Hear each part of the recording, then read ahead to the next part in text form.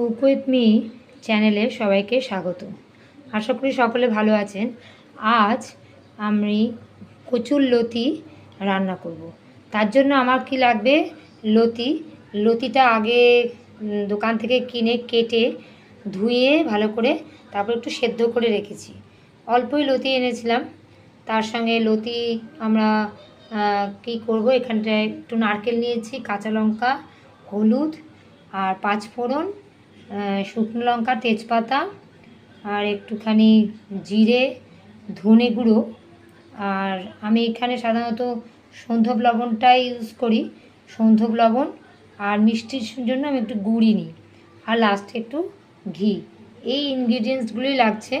তাহলে আজকে আমরা কচুরলতি রান্না করব। লতিটা আগে থেকেই আমি কেটে ধুয়ে সেদ্ধ করে রেখেছি। নুন দিয়ে একটু সেদ্ধ করতে হবে।